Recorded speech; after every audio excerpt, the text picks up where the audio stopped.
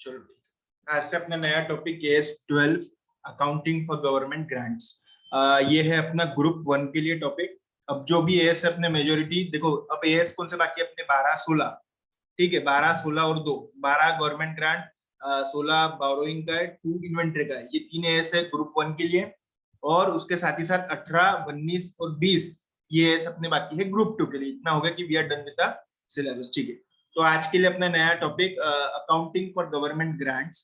इसके अंदर बेसिकली अपन लोग देखने वाले हैं कि जब गवर्नमेंट ग्रांट आप लोगों को मिलती है, whether in the form of for purchase of some capital asset, machinery लगाने के लिए गवर्नमेंट ग्रांट मिलती है, पूरी की पूरी इंडस्ट्री लगाने के लिए अपने को बैकवर्ड एरिया के अंदर अपन लोग इंडस्ट्री लगा रहे हैं, जैसे आसाम हो गया, मणिपुर हो गया, मेघालय हो गया, नॉर्थ ईस्ट हो गया, वहां पे आप लोग इंडस्ट्री लगा रहे हैं, वहां पे गवर्नमेंट ग्रांट दे रही है आपको 20% जैसे गवर्नमेंट ग्रांट है। आपने 100 करोड़ रुपए लगाओ बोले आसाम के अंदर एक नई इंडस्ट्री बनाने के लिए, तो 20 करोड़ उसके अंदर गवर्नमेंट देगी, ये भी गवर्नमेंट ग्रांट है। कोई मशीनरी खरीद रहे उसके लिए सरकार आपको 20% 30% ग्रांट दे रही, वो भी गवर्नमेंट ग्रांट हो गया।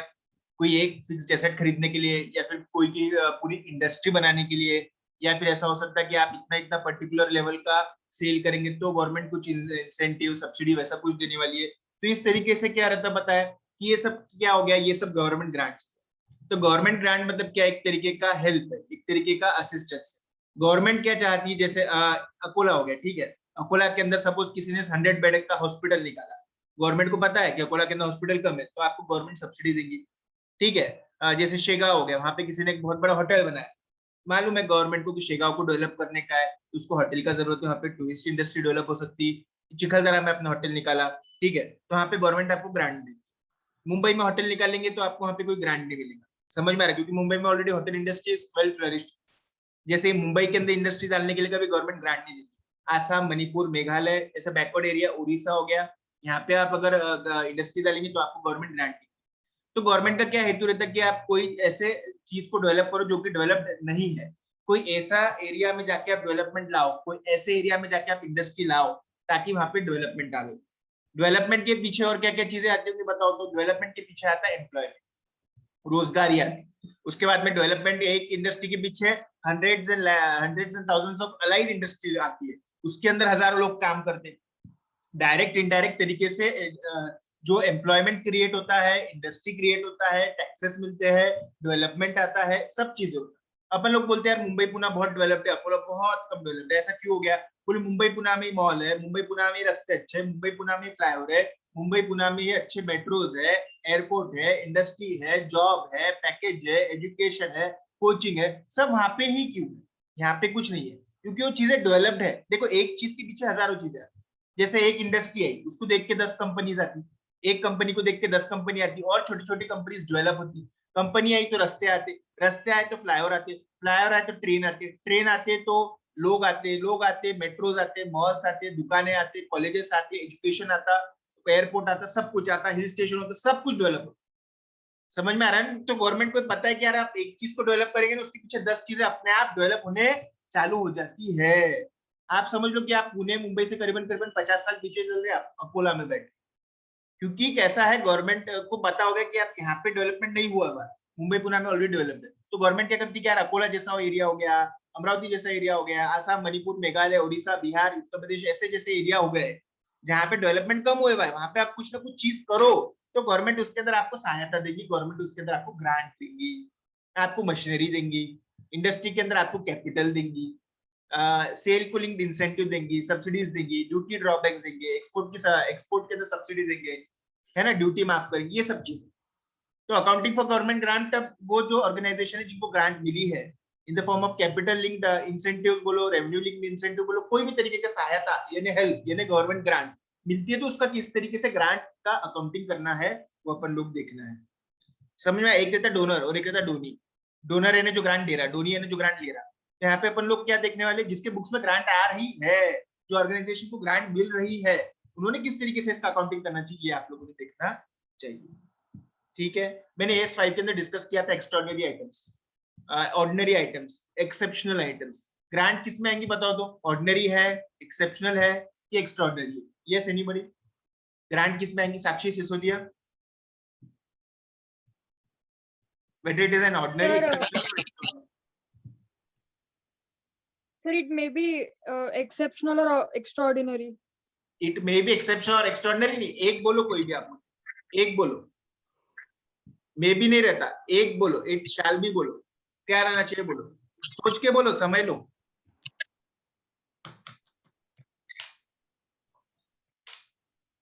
हाँ बोलो। Sir, exceptional. नहीं, ठीक है, और एक्सेप्शनल क्यों आपके हिसाब से? एक्सेप्शनल का नेचर क्या रहता है साक्षी सिसोदिया? ऑर्डिनरी। सर जो ऑर्डिनरी मींस नहीं है, जो सर मैंने ये लॉजिक लगाया क्योंकि एक्स्ट्राऑर्डिनरी में जैसे अर्थक्वेक्स और फ्लड जो बहुत ही ज्यादा एक्स्ट्राऑर्डिनरी है, तो वैसा तो नहीं तो है वो इसलिए नुकसान वाली exceptional. बात थी ना, ये फायदे वाली बात है ना। ओके. और कौन बोल पाएंगा कौन सा टाइप का आइटम है, बोलो, बंसी कड़ी बोलो तो। सर शायद से ऑर्डिनरी है। ऑर्डिनरी? ऑर्डिनरी कह रहा था तो मालूम है क्या? ऑर्डिनरी मतलब रेगुलर कोर्स ऑफ एक्शन, रोज गवर्नमेंट ग्रांट देती है आपको, ये आपका बिजनेस है नहीं गवर्नमेंट सर, ग्रांट बट लेने वन का? टाइम नहीं सर। फिर वो तो बिजनेस रहता है ना, वो तो ऑपरेशंस रहता है ना। बट सर यहाँ पे सेटअप करने वाली हर इंडस्ट्री को मिलता है ना। No, you need to satisfy the conditions, then and then only you are getting the grant. जो वो कंडीशंस है, मैं मुंबई में होटल लगाऊंगा, मेरे को थोड़ी ग्रांट मिलती, मेरे को आसाम में लगाना पड़ेगी ना होटल। आसाम में होटल लगा के इतने नहीं सर, वो पर्टिकुलर एरिया में। तो पर्टिकुलर एरिया में पर्टिकुलर कंडीशन सेटिस्फाई करेंगे तो ही ग्रांट मिलेगी ना। हर एक के लिए खुला है क्या ग्रांट का? सबको मिलती है ग्रांट? ऐसा है कि आओ जाओ कुछ भी करो ग्रांट लेके जो, ऐसा नहीं है ना। नहीं नहीं नहीं नहीं नहीं, ऑर्डिनरी नहीं है ये। हाँ, और कौन बोलेगा? और कौन बोलेगा? बॉयज में है कि कोई जिंदा है क्या? ये सब ढोस। तेजस गांधी बोलो बेटा। Sir exception. नहीं ना, मैंने अभी तो बोला उसको, वो अब क्या एक ही सर बचा, एक्स्ट्रा ऑर्डिनरी ऑर्डिनरी तो हो नहीं सकता ना सर। क्या क्या क्या? एक्स्ट्रा ऑर्डिनरी में तो सर वो अर्थक्वेक फ्लड्स वो सब आते ना। वो नुकसान वाली बातें हैं बेटा, वो नुकसान वाली बातें हैं, ये रिसीप्ट वाली बात है। अर्थक्वेक फ्लड में आपको नुकसान होता है, यहाँ पे फायदा होता है। समझ में आ रहा है? क्या आपको अगर याद होगा, मैंने इस स्लाइड के अंदर लेक्चर में डिस्कस भी किया था कि receipt of government grant is an extra ordinary item. Receipt of compensation from the insurance company is also an extra ordinary item. समझ में आ रहा है क्या? देखो, ये कभी कभी होने वाली बात है, रोज होती क्या? पहली बात, ये ऑर्डिनरी नहीं है। क्यों? क्योंकि ऑर्डिनरी में सेल परचेस आता, रेगुलर कोर्स ऑफ एक्शन आता, रिकरिंग नेचर वाले आइटम आते, फिर एक्स्ट्रा ऑर्डिनरी में उनसे ही थोड़े बहुत, सॉरी एक्सेप्शन में उनसे ही थोड़े बहुत रिलेटेड आइटम आते, जैसे प्रोविजन का कम ज्यादा करना, प्रोवाइड करना नहीं करना, फिक्स एसेट को बेच देना, स्टॉक्स को एनआरबी के ऊपर लेके आने, तो सब रेगुलर बातें ना, फिक्स एसेट स्टॉक। ये एक्स्ट्रा ऑर्डिनरी आइटम है। रीजन बिहाइंड इज ये रेगुलर कोर्स ऑफ एक्शन नहीं है, नहीं है, नहीं है, नहीं है। समझ में आ रहा है? ये बहुत हटके चीजें है, ये क्या रोज देखे जाने वाली चीजें है क्या? जो पर्टिकुलर कंडीशन सेटिस्फाई करेगा उनके लिए ही वो रहने वाला है। It is an extra ordinary item beyond any doubt. ये एक्स्ट्रा ऑर्डिनरी आइटम ही है। क्यों? क्योंकि ये रेगुलर कोर्स ऑफ एक्शन में होने वाली चीजें नहीं है। कंपनी को जिंदगी में एक ही बार ग्रांट मिल सकती है एक पर्टिकुलर चीज के लिए। समझ में आ रहा है ना? ये रोज जो चीजें होती ना, आप इतना तो एग्री करेंगे, ये रिकरिंग है या नॉन रिकरिंग? ये रिकरिंग है या नॉन रिकरिंग है? बोलो। Non recurring. Of course, by beyond doubt it is a non recurring. मैंने एक इंडस्ट्री डाली आसाम के अंदर, मैंने उसके अंदर एक बार गवर्नमेंट ग्रांट दी, वही सेम इंडस्ट्री के लिए वही अगले साल ग्रांट मिलेगी कि उतने रुपए की है, एक बार मिल गया, you are done with it. So this is an non-recurring item. It is an extraordinary item. Okay. Case 12 deals with the accounting for government grant. Government grant is sometimes called as subsidies, incentives, and duty drawback. Subsidy समझते ना आपको? जैसे आपको मालूम है subsidy, जैसे आपको मालूम है खत का एक खत हो गया, पेस्टिसाइड हो गया, उसका एक पोता सपोज 1000 का होगा, ठीक है, तो सरकार उसको है ना, सरकार उसको 300 रुपए में बेचने लगा दी फर्टिलाइजर वालों दुकानदारों को। क्यों? 700 रुपए की सरकार सब्सिडी देती, इसको फर्टिलाइजर की दुकानदार, इसको बोलते सब्सिडी। कैश इंसेंटिव्स मतलब कुछ ऐसा डिस्काउंट जैसा कुछ होता, वो चलो ठीक है, इसमें नहीं आता, ठीक है, लेकिन गवर्नमेंट ग्रांटेड टाइप हो सकता। ड्यूटी ड्रॉबैक मतलब जैसे कैसा था मालूम है क्या? कि आपको मालूम है कस्टम ड्यूटी एक चीज है, जहाँ पे एक्सपोर्ट करेंगे इंपोर्ट करेंगे आपको 5% 10% ड्यूटी भरना पड़ती है ना। तो बात ऐसी है, उसके अंदर ड्यूटी तो भरना पड़ती है, लेकिन एक्सपोर्ट पे की ड्यूटी वापस मिल जाती।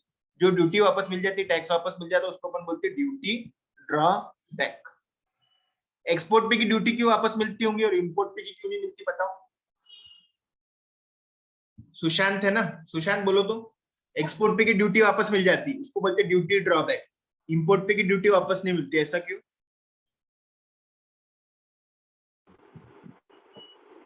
सुने नहीं आ रहा क्या यार? श्रेयरी बोल बरा। सर एक्सपोर्ट करने से इंडिया में फॉरेन करेंसी आती और हाँ एक्सपोर्ट का और नहीं, एक्सपोर्ट करने से इंडिया में फॉरेन करेंसी आती और इंपोर्ट करने से बाहर जाती ना, बराबर है, तो बराबर है, बराबर है। इकोनॉमी। और अपने को फॉरेन करेंसी की बहुत जरूरत है, क्योंकि अपन लोग तेल फॉरेन से खरीदते हैं। डॉलर आने के लिए बढ़ावा देना पड़ेगा ना, इसके लिए ड्यूटी ड्रॉबैक रहता है। चलो, government grant are the assistance given by the government in cash or kind to an enterprise for past or future event with certain conditions attached. Most important defining fact is कुछ condition आपको meet करना पड़ती है जब भी government grant देते हैं। जैसे गवर्नमेंट आपको एक मशीनरी दे देंगी, या फिर गवर्नमेंट मशीनरी लेने के लिए आपको 20% कैश देंगी, ऐसा भी हो सकता है। मशीनरी दे देंगी या फिर मशीनरी लेने के लिए पैसा देंगी। समझ में आ रहा है? इन फ्यूचर और इन पास्ट कुछ इवेंट्स कुछ पीछे कर दिया आपने, या फिर कुछ इवेंट्स आप करने वाले हैं, तो उसके लिए मिलती है। ठीक, कहाँ एप्लीकेबल नहीं है? टैक्स हॉलिडेज इन बैकवर्ड एरिया। आपको मालूम है टैक्स हॉलिडेज कैसा रहता है? मालूम है कि आपने एक पर्टिकुलर एरिया के अंदर सपोज आपने इंडस्ट्री लगाई, तो चलो इंडस्ट्री 100 करोड़ की, तो 20 करोड़ सरकार ने दे दिया। एक और आपको सरकार उसके अंदर फायदा देती, 10 साल तक के इनकम टैक्स माफ, 20 साल तक के जीएसटी माफ, 30 साल तक के एक्साइज ड्यूटी वैट जो भी टैक्सेस रहते होंगे सब माफ। टैक्स को माफ करना is not a term covered by government grant. उसमें मिल रहा नहीं ना, कुछ तो भी माफ हो रहा। ओके, गवर्नमेंट पार्टिसिपेशन मतलब क्या होगा? गवर्नमेंट होल्डिंग कंपनी और सब्सिडरी कंपनी जो रहती है, जैसे कोई कंपनी के अंदर, जैसे एमएसएमई के अंदर 51% सरकार की, महाराष्ट्र सरकार की होल्डिंग, उसको गवर्नमेंट ग्रांट में नहीं लेते। वो कोई कंपनी को ग्रांटिंग नहीं है, ग्रांट नहीं है। That is in the form of participation in the voting power. Okay, grant which cannot be measured reliably is excluded. कितना पैसा दिया वो नहीं बता सकते, तो एक्सक्लूड हो जाता। Okay, if entities dealing with the government in the normal trading activities, such transaction with government are not considered as government grant. हम पेट्रोल लेते सरकार से और लोगों को बेचते, ये गवर्नमेंट ग्रांट का सिलसिला नहीं है। क्या है? कुछ तो भी मिलना चाहिए, कुछ तो भी मिलना चाहिए, रुपए मिलना चाहिए या फिर मशीनरी मिलना चाहिए, कुछ तो भी मिलना चाहिए। That is the most important part. Sales tax exemption वगैरह तो इसके अंदर आती है, क्योंकि that is the term covered under the tax holiday वाला सिस्टम। ठीक है, अभी तक के किसी को कोई डाउट क्वेश्चन होगा प्लीज पूछो, पूछो, बोलो तुम। सर गवर्नमेंट कुछ रिटर्न में एक्सेप्ट करती क्या गवर्नमेंट ग्रांट देते समय? रिटर्न में है ना, गवर्नमेंट पैसा लेती क्या? सर नहीं नहीं, पैसा नहीं, अगर गवर्नमेंट ग्रांट दे रही है किसी कंपनी को, तो उसको कुछ फायदा तो होना चाहिए। गवर्नमेंट का फायदा ऐसा है, सुनो सुनो सुनो, अच्छा क्वेश्चन पूछे अब आप, सुनो अब थोड़ा सा भाषण। गवर्नमेंट का फायदा ऐसा है श्रीहरि, कि सरकार का एकमेव उद्देश्य ये है कि देश की तरक्की हुए।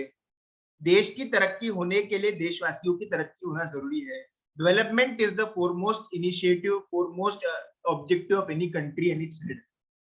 आप आसाम में जाके इंडस्ट्री लगाएंगे तो सरकार का क्या उद्देश्य है? आसामी लोगों को नौकरियां मिले। इसके अंदर लोगों को, सरकार को उनको नौकरी, अरे बाबा नौकरी देना सरकार का काम है, सरकार का काम आप कर रहे हैं। उनको नौकरी दी तो जाके नक्सलवादी बन जाते, आतंकवादी बन जाते, बम फेंकते, रेलवे स्टेशन उड़ा देते।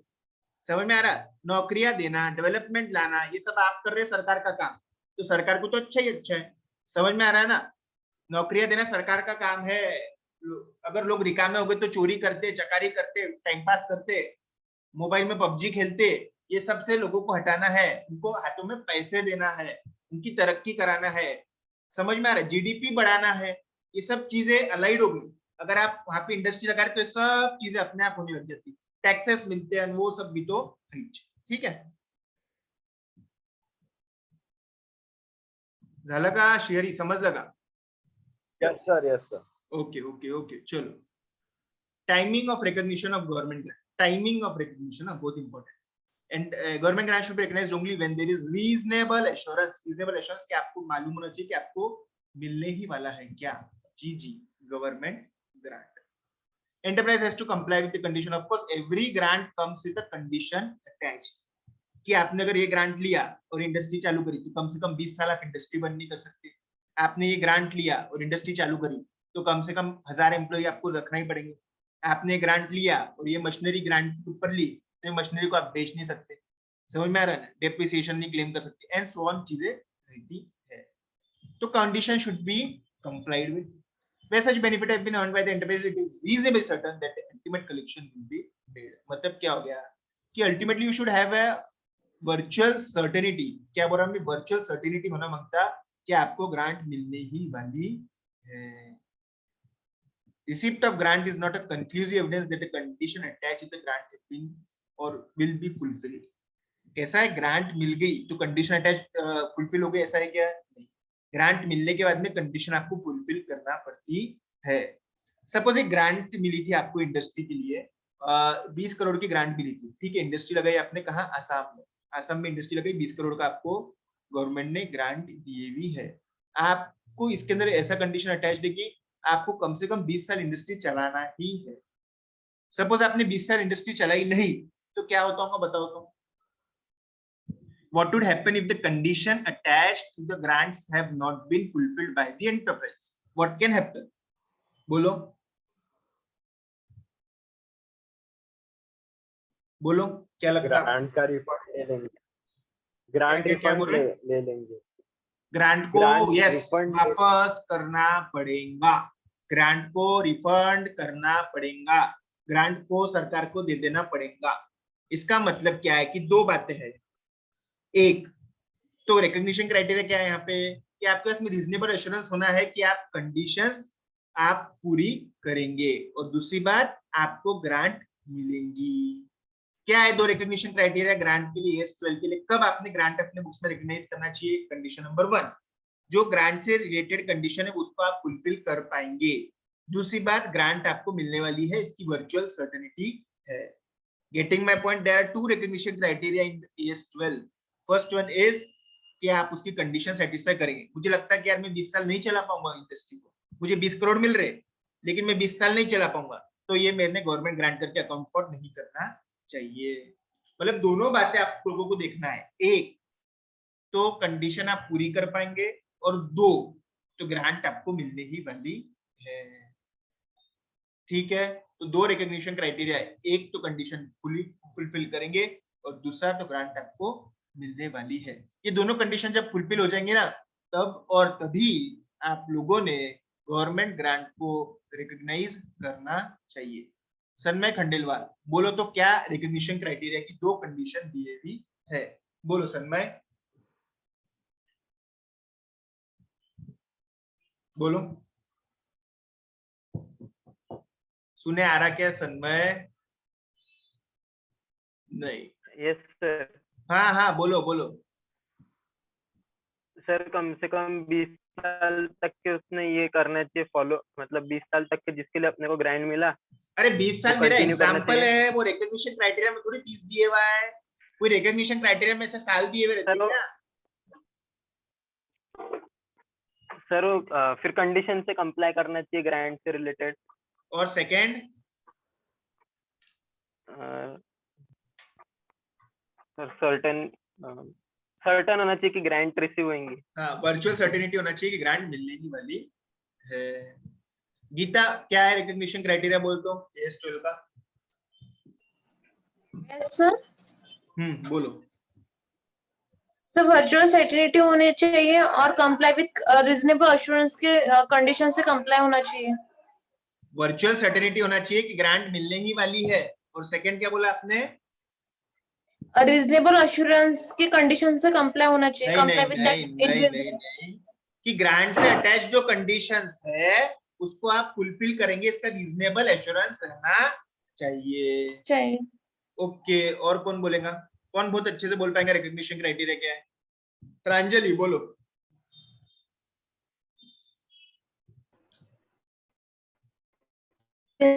हाँ बोलो। ये रीजनेबल एश्योरेंस होना चाहिए कि जो कंडीशंस है उसको ग्रांट के लिए comply with that conditions, and virtual certainty होनी चाहिए कि ग्रांट मिलेंगे ही। Yes, very good. चलो ठीक है। अब अपन लोग देखते हैं कि इसकी अकाउंटिंग ट्रीटमेंट क्या रहती है। ठीक है, अकाउंटिंग ट्रीटमेंट दो तरीके से है, एक तो कैपिटल अप्रोच है और दूसरा इनकम अप्रोच। ठीक है, दोनों अलग अलग अप्रोचेस रहने वाले हैं। कैपिटल अप्रोच मतलब बैलेंस शीट पे इफेक्ट आएगा, इनकम अप्रोच मतलब कहीं ना कहीं पीएनएल के ऊपर इफेक्ट आने वाला है। ठीक है, accounting for government grant should be based on the nature of the grant. ठीक है, grants which have characteristics similar to those of promoters contribution. Promoter contribution को क्या बोलते हैं मालूम है आप लोग? कैपिटल।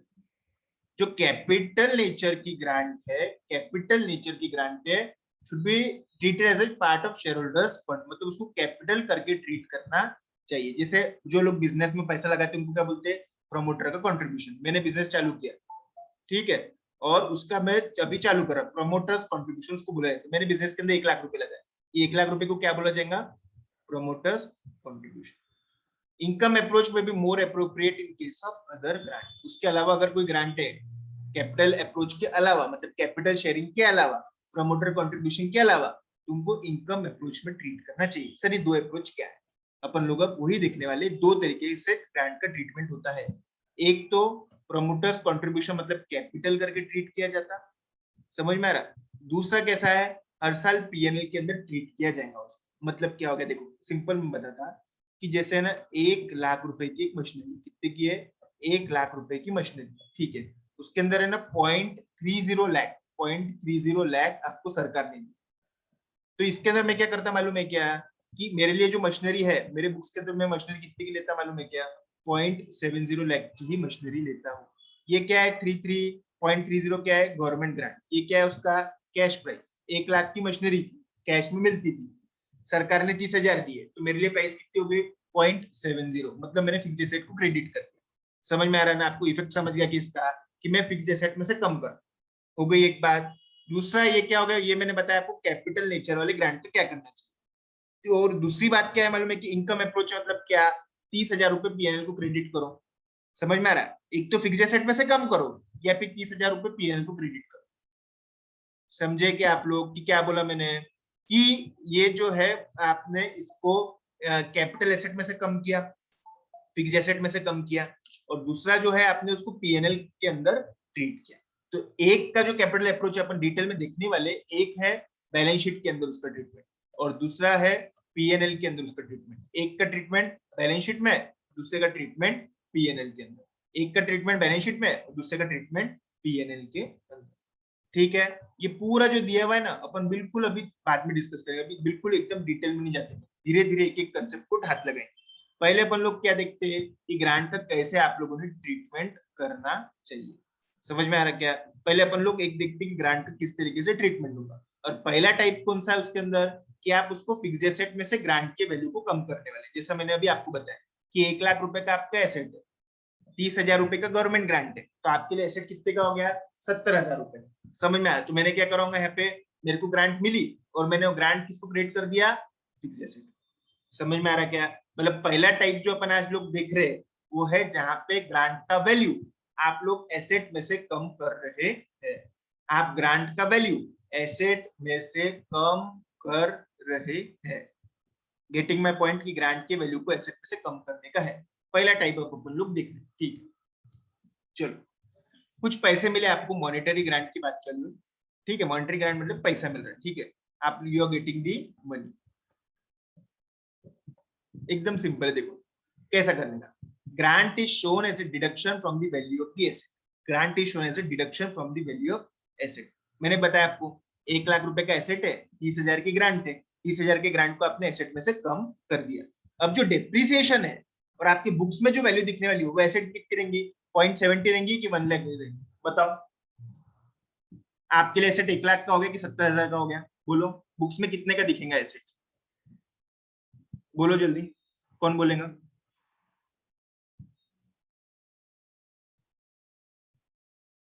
एसेट कितने का है आपके लिए, 1 लाख कि 70,000? 70,000। Very good, 70,000। किसको लगता है 1 लाख का एसेट है? किसको लग रहा है 1 लाख रुपए का एसेट है? कोई है क्या ऐसा जिसको? अंजलि भक्कड़, कितने का एसेट है? 1 लाख की 70,000? 70,000। क्यों 1 लाख का क्यों नहीं? सर 30,000 की ग्रांट मिली ना। हाँ, पैसे मिल गए मेरे जेब से कितने का अंजलि भक्कड़ अल्टीमेटली 70,000। हाँ मेरे जेब से 70 का है, तो मेरे लिए एसेट भी कितने का है 70,000। समझ में आ रहा है कि मेरे लिए एसेट है 70,000 का।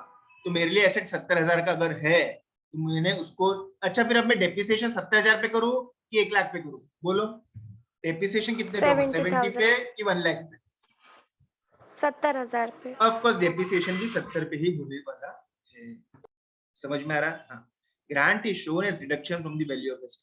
Grant is just recognized in the profit and loss account over the useful life of asset by way of reduced depreciation charge. तो ग्रांट क्या हो रहा मालूम है, धीरे धीरे पीएनएल में जा रहा। कैसे समझाओ, क्योंकि देखो अगर मैं 1 लाख के ऊपर डेप्रिसिएशन चार्ज करता था 10 साल की सपोज लाइफ, तो मैं हर साल डेप्रिसिएशन कितना चार्ज करता था 10,000, ठीक है। लेकिन मुझे ग्रांट मिली तो मैं डेप्रिसिएशन कितना चार्ज कर रहा हर साल 7,000। समझ में आ रहा क्या? तो मेरा क्या हो रहा हर साल 3-3 हजार का डेप्रिसिएशन बुक्स में जा रहा है, सॉरी 3-3 हजार की गवर्नमेंट ग्रांट बुक्स में जा रही है। देखो अगर ग्रांट नहीं रहता था तो डेप्रिसिएशन कितना रहता था हर साल 10,000। अब ग्रांट है तो डेप्रिसिएशन कितना है हर साल 7,000। मतलब क्या हो गया कि मैं 3-3 हजार रुपए हर साल कम डेप्रिसिएशन चार्ज कर रहा हूं, मतलब मुझे हर साल 3,000 रुपए का फायदा हो रहा है अप टू 10 इयर्स। क्यों? क्योंकि मुझे 30,000 की गवर्नमेंट ग्रांट मिली हुई है। Getting my point? क्योंकि मुझे 30,000 की गवर्नमेंट ग्रांट मिली हुई है। Excuse me sir. हाँ बोलो ना। सर कुछ साल बाद मैं एसेट को रिवैल्यू कर सकती हूँ? थोड़ा जोर से बोलो, रिवैल्यू को क्या बोल रहे हैं? कुछ साल बाद एसेट को रिवैल्यू कर सकते हैं? हाँ, एसेट अकाउंट को डेबिट करो, रिवैल्यूएशन रिजर्व क्रेडिट करो। ग्रांट तो मैं खा लिया पी लिया पचा लिया, खत्म बात। 30,000 तो मैंने डायरेक्ट क्या कर डाला, एसेट में से कम कर डाला, ग्रांट का क्वेश्चन खत्म हो गया। कोई कंडीशन नहीं है, ऐसा मैं पकड़ के चल रहा अभी। समझ में आ रहा? अब ये 70,000 का एसेट है, ठीक है, आपको लगता है ये नहीं 1 लाख का रखने का है 3 साल बाद में, कुछ ऐसे कंडीशन आई कि आपको लगता है रिवैल्यू करना चाहिए, आप कर सकते। एसेट को डेबिट करो, रिवैल्यूएशन रिजर्व को क्रेडिट करो, नथिंग ऑफ ग्रांट, उसमें गवर्नमेंट ग्रांट का कोई लेना देना नहीं। एसेट का, रिवैल्यूएशन का और गवर्नमेंट ग्रांट का कोई भी लेना देना नहीं है। That is up to you, it is your decision, it is your books. Government grant का पैसा मिला, एसेट में से कम किया और वो गवर्नमेंट ग्रांट का किस्सा वहां पे ही खत्म हो गया। ये मैं क्या बता रहा यहाँ पे, फायदा बता रहा आपको कि गवर्नमेंट ग्रांट की वजह से क्या हुआ। बोले गवर्नमेंट ग्रांट की वजह से हर साल 3,000 का डेप्रिसिएशन कम हुआ है। ठीक है, ठीक है। अपन अब इसका एक छोटा सा ना एग्जांपल देखते हैं, क्योंकि बिना एग्जांपल के आपको कुछ भी समझेगा नहीं। ठीक, देखो क्या रहता है, बहुत अच्छा एग्जांपल दिया हुआ है। Z Limited purchased a fixed asset of ₹50 lakh, which has estimated useful life of 5 year, salvage value of 5 lakh। ठीक है, मैं जितने डब्बे बना रहा देखते रहा।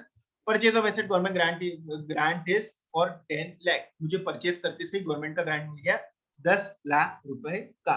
क्या इंक्रीज होने वाली है? प्लीज आंसर को एकदम मत देखो, पहले सोचो 2 मिनट और फिर अपन लोग आगे बढ़े। प्लीज एक बार क्वेश्चन पढ़ो और सोचो।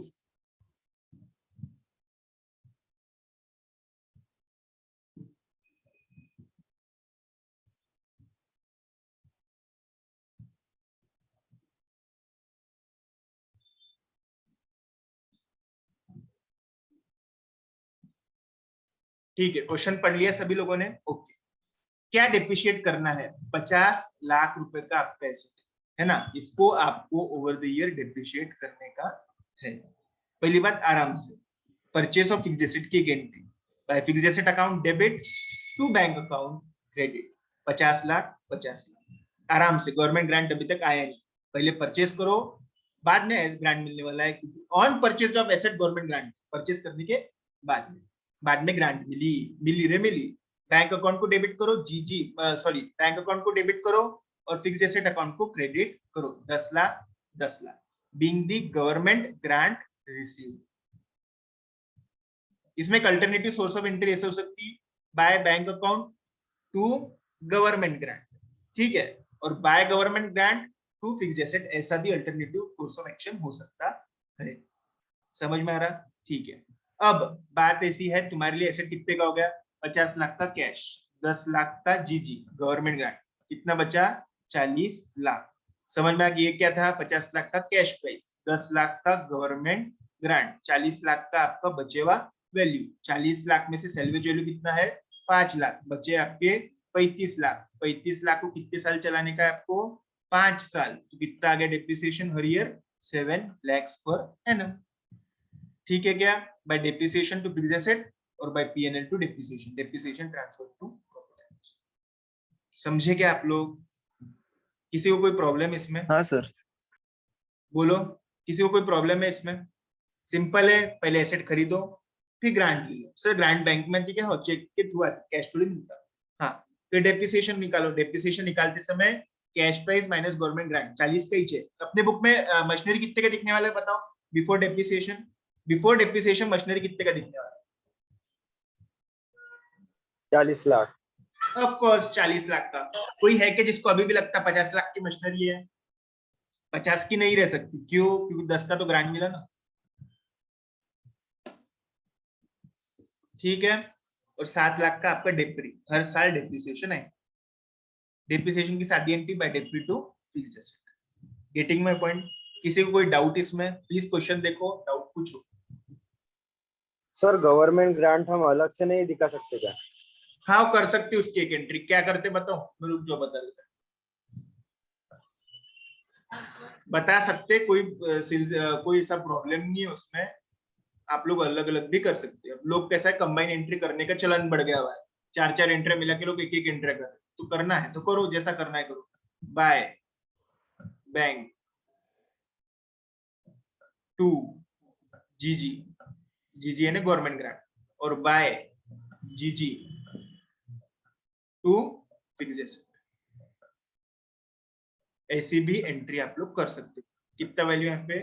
10 यहाँ पे बाय जीजी 10 टू फिक्स्ड एसेट भी 10। ऐसी भी एंट्री कर सकते हैं। उसका अल्टीमेट इफेक्ट क्या हो रहा है मालूम है? बाय जीजी टू जीजी कैंसिल होकर by bank account to fixed asset ही हो रहा है। ठीक है शेयरिंग?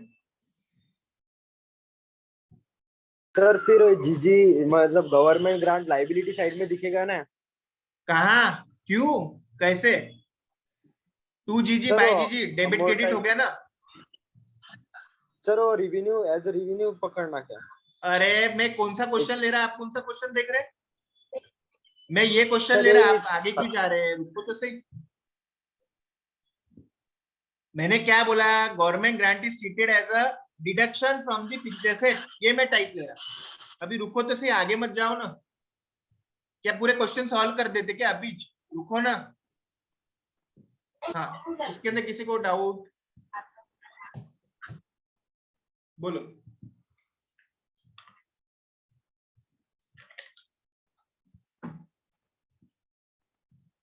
किसी को कोई डाउट है? ठीक है, चलो ये हो गया type number 1। Type number 2 similar type है, थोड़ा सा अलग। Grant are treated as a deferred income which is recognized in the profit and loss account on a systematic and rational basis over the useful life of the asset. Such allocation is made in the proportion of depreciation of such asset. कैसा हो रहा कि यहाँ पे क्या कर रहे हैं आप कि जैसे 50 लाख का एसेट था, 10 लाख की आपकी ग्रांट, डायरेक्ट 40 लाख हो गए। एक झटके में 40 लाख हो गए। एक झटके में आप 50 से 40 पे आ गए, 50 से आप 40 पे कन्वर्ट हो गए। अब यहाँ पे क्या कर रहे हैं आप? 40 के ऊपर डेप्रिसिएशन चार्ज कर। इसमें क्या है? एसेट की वैल्यू 50 थी और 50 की रहती है। एसेट आपका 50 का ही रहने वाला है। गवर्नमेंट ग्रांट क्या कर रहे हैं? आप धीरे धीरे हर साल उसको पीएनएल के अंदर ट्रांसफर करने वाले हैं। इफेक्ट वही होगा। यहाँ पे एसेट की वैल्यू आपकी 40 लाख, यहाँ पे एसेट की वैल्यू 50 लाख। यहाँ पे आपने 10 लाख रुपए एक बार में कम कर दिए, एक बार खा गए। सपोज 5 साल की लाइफ थी तो आपने 5 साल का वेट नहीं करा, 10 लाख एक बार में खा दिया। यहाँ पे 10 लाख को आप 5 साल के अंदर 2-2 लाख 2-2 लाख करके खाते जाएंगे। दोनों में फर्क क्या है? एक बोले एसेट में से कम करो, दूसरा एसेट में से कम नहीं करता। एसेट जितने का है उतने का ही दिखता है। दूसरे इसमें एसेट जितने का है उतने का ही दिखता है। उसके अंदर एसेट को हाथ नहीं लगाती। पहले इसमें एसेट को हाथ लगा लेता तो उसके अंदर एसेट कम हो जाता। दूसरे इसमें एसेट को हाथ नहीं लगाते, एसेट के साथ कोई छेड़खानी नहीं, एसेट की वैल्यू में कुछ कमतरता नहीं। दूसरे इसमें आप लोग एसेट को कुछ भी नहीं करते, आप 2-2 लाख रुपए इसके अंदर पीएनएल के अंदर ट्रांसफर करते हैं। समझ में आ रहा है? तो देखो इसका भी एक एग्जांपल देखते उसकी बिना नहीं समझेगा। देखो सेम क्वेश्चन है, ठीक है, treated as deferred income. Okay, पहले जो एंट्री होती थी आज भी वही एंट्री होने वाली थी, ठीक है। पहले जो आपने 10 लाख रुपए मिले थे आज भी 10 लाख रुपए मिले। सिर्फ यहाँ पे क्या आ रहा है, डीजीजी डेफर्ड गवर्नमेंट ग्रांट करके आप उसको क्रेडिट में रहने दे रहे हैं, क्रेडिट में रहने दे रहे हैं। फिर डेप्रिसिएशन कितना आएगा देखो, 50 लाख में से 5 लाख गए, बचे 45 लाख डिवाइडेड बाय कितने साल की लाइफ है उसकी, 5 साल की, तो उसकी डेप्रिसिएशन कितना आएगा हर साल आपका 9 लाख रुपए का डेप्रिसिएशन आ रहा, प्लस ये तो क्या हो रहा 9 लाख रुपए डेबिट, और ये जो डेफर्ड गवर्नमेंट ग्रांट है 10 लाख को, इसको भी 5 साल के अंदर खाने का है, तो 2-2 लाख रुपए आपके हो रहे क्रेडिट। मतलब नेट इफेक्ट क्या हो रहा 7 लाख रुपए का डेबिट। ये देखो बाय डेफर्ड गवर्नमेंट ग्रांट को अब डेबिट करा, इसको पहले क्रेडिट करके रखा था और पीएनएल को ट्रांसफर कर देंगे। डेप्रिसिएशन 9 लाख है लेकिन 2 लाख रुपए का डेफर्ड गवर्नमेंट ग्रांट का क्रेडिट आ, तो नेट इफेक्ट जो 7 लाख का ही डेबिट हो रहा। सर ऊपर कितना नेट इफेक्ट डेबिट हुआ था, 7 लाख का पीएनएल को डेबिट हुआ था, ऊपर भी नीचे भी 7 लाख का ही डेबिट हो रहा है। समझ में आ रहा क्या? तो by fixed asset to bank, bank to DGG, यहाँ पे डीजीजी क्रिएट हो गया। ये डीजीजी लायबिलिटी साइड में आप बैलेंस शीट में बताते हैं, और ये लायबिलिटी साइड में बताने के बाद में धीरे धीरे धीरे धीरे आप पीएनएल को इसको ट्रांसफर करते जाएंगे। कितने साल, जितने साल का डेप्रिसिएशन है, डेप्रिसिएशन कितने साल है, जितने साल का एसेट है, कितने साल का एसेट है 5 साल का, तो डेप्रिसिएशन 5 साल, तो डेफर्ड गवर्नमेंट ग्रांट का क्रेडिट भी 5 साल। लेकिन देखो खासियत क्या है, अकाउंटिंग देखो कितना अच्छा है यहाँ पे, कि यहाँ पे भी 7 ही लाख डेबिट हो रहा। सर 7 लाख कैसे डेबिट हो रहा, मतलब डेप्रिसिएशन डेबिट हो रहा 7 लाख, पीएनएल को डेबिट हो रहा 7 लाख का। यहाँ पे भी क्या हो रहा 9 का डेबिट हो रहा, 2 का क्रेडिट हो रहा, मतलब अल्टीमेट डेबिट यहाँ पे भी 7 लाख, ऊपर भी 7 लाख। सर कितने साल चलेंगे, जितने साल डेप्रिसिएशन चलेगा। सर डेप्रिसिएशन कितने साल चलेगा, जितने साल की यूजफुल लाइफ है। सर यूजफुल लाइफ कितने की है 5 साल, तो 5 साल डेप्रिसिएशन चलेगा, 9 5 साल उसका डेफर्ड गवर्नमेंट ग्रांट को क्रेडिट होगा, 2 तो अल्टीमेट जो डेबिट होने वाला है 7 लाख। सर ऊपर केस में कितना हुआ था अल्टीमेट डेबिट 7 लाख, नीचे केस में कितना हुआ अल्टीमेट डेबिट 7 लाख। ठीक है, ऊपर का था एसेट में से कम करो, नीचे का था डेफर्ड गवर्नमेंट ग्रांट करके ट्रीट करो। समझे कि आप लोग, दोनों भी ट्रीटमेंट आप लोगों के सामने है। ये कौन सा ट्रीटमेंट है, जहां पे आपको पैसा मिल रहा है, जहां पे आपको कैश मिल रहा है, जहां पे आपको पैसा मिल रहा है, वहां पे 2 तरीके का ट्रीटमेंट होता है। एक तो एसेट में से कम करो, 2 डेफर्ड गवर्नमेंट ग्रांट दिखाओ, अल्टीमेट डेबिट सेव। ठीक है, इतना देखो, मीटिंग को रिजॉइन।